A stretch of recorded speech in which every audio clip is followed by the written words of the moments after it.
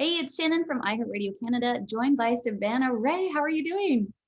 I'm well. Hi, Shannon. Thanks for having me. It's so nice to talk to you, and for such a good reason, too, because the women are coming in. They are taking over the Raptors game against the Denver Yep. Nuggets tonight with an all-female broadcast, and songs from you and Jessie Reyez are going to be featured in this historic event. So how does that feel for you? It feels, it's hard to have the words, it's such an honor. I'm glad to be a part of such a monumental moment for women. Yeah, totally. Fred VanVleet, I was looking at something that he had said in an interview about this whole event. He's obviously one of the players of the Raptors, and he said if we replaced Yeah. all men with women, the world would be a better place. Do you agree with that? I mean, he didn't lie. That is not a lie. Yeah, definitely. I know. I feel like that's yeah, things would be a little bit better in that case. That's Not wrong. Yeah. yeah. How important is it for you to like support other women in the industry and work with other women? Oh gosh, it's everything. You know what I mean? 99% of the mentors that I've had coming up have been women, especially like women of color. And, I wouldn't be able to be where I'm at without their help and their, fellowship. Jessie Reyez took me on tour, and, Julie Black took me to my first studio session ever. So it's like it's really been women that have uplifted me to be able to, do what I do and hopefully pay it forward really, really soon. So it's super, super important. Yeah, I was gonna say, does that then make you want to then give that on to other like Yes. women? Yeah. Exactly. Yeah. Like a huge part of my mission, hopefully soon, is to be able to, pay it forward, especially in my community. I'm from Scarborough. And, there isn't a whole lot of programs or anything for youth, especially women, safe spaces for women of color to just learn and share and be, vulnerable. And I feel like there's been so many women in my career that have given me the space to do so. Yeah, I feel like we need to just like acknowledge Jessie for a second. I've had the chance to talk to her like so many times, and she is just like words can't even describe. She's great, hey? Yeah. She's Yeah, the best. She tells it like it is. She wears her heart on her sleeve, and that's my sis. yeah, she's like a firecracker, definitely. Yep. That's awesome. I want to talk about this song "Best Is Yet to Come" because this is what's going to be featured in the event tonight. And I know this song's like about a relationship, but I feel like even that title is like inspiring just based on everything that's happened in the last year. So Yes. yeah, can you tell me a little bit about this song and why you're specifically maybe excited for this song to be featured tonight? Yeah, of course. I feel like Best Is Yet to Come, it touches on a relationship, but it also focuses on my relationship with myself. You know what I mean? As a woman and being comfortable. Like the first line is about I'm trying to eat kale to balance the scale, and how many women feel the pressure to look a certain way, given whatever career they're in. So for me, Best Is Yet to Come is like a coming of age story because it took me a long time to kind of accept myself the way that I am. And I feel like we should be able to come as we are, as resilient as whatever it is, and know that, we have this power.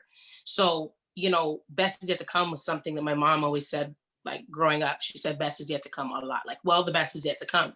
So for me, it was like, hey, yeah, all these things might be happening and you might be having growing pains, but the best is still yet to come.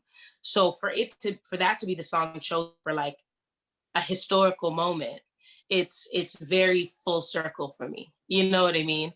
So yeah. Yeah, totally. And I totally agree on that in a way too. It's like when I was younger, I always thought like, okay, when I'm older, I'll be more comfortable in my skin and I'll like finally be happy and reach all these things. But I find that even as older as I get, I still feel like, okay, well, later I'm gonna feel that way. And do you ever feel that way in a way where it's like, okay, I still am not fully comfortable, but I still want to like work towards that?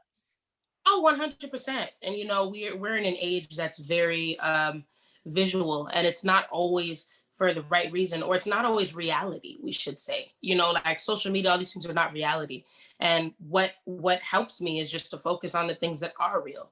Love, friends, family, self-love. Like all these things are they're like self-love, especially, they're things that we have to work on. It's a constant growth cycle. It's not just like, we said, okay, later when I get older, it's not even that, because it's like there's just new things that'll pop up where you're like, actually, oh wow, you know what I mean? So it's a ever changing journey, and it's just about loving each step, which is what I've kind of learned. Yeah.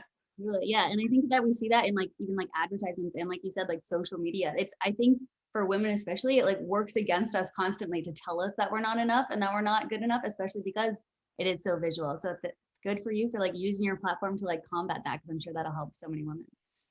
Oh, thank you. Of course. I just feel like, a lot of my message is that I'm like you. We're like each other.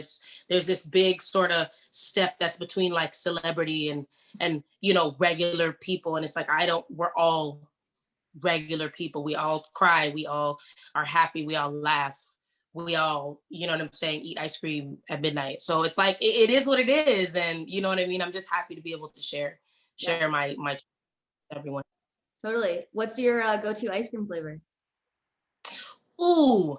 You know what? I'm a cookies and cream girl. Nice. I like it. I'm, I like cookie dough, but I can go down for some cookie dough. I haven't had that in a long time though. Yes. Good. It's good. We got to talk about your 2 JUNO nominations. Congratulations on that. How's it feeling? Thank you so much. Oh man, I honestly, like, my manager told me that nominations were coming. I'm like, oh, that's dope. Like, I'll go see and like look for my friends and see like who's nominated. So I was definitely not expecting to see 2 noms, and especially like in 2 different categories. I don't know. I'm on cloud 9. I'm so excited, and I'm just grateful to have been nominated. Yeah, definitely. And up like against some huge names too. So that'll be really exciting. Yeah, I'll be I saw one of them and I was like, oh man, oh, he been killing it. I don't know, but I'm still just happy to be amongst so many great names like Jessie and all my friends. totally. Yeah, for sure. I'll be rooting for you coming up in May. That's so exciting. I appreciate you taking the time. Of course. All right. Have a good day. All right.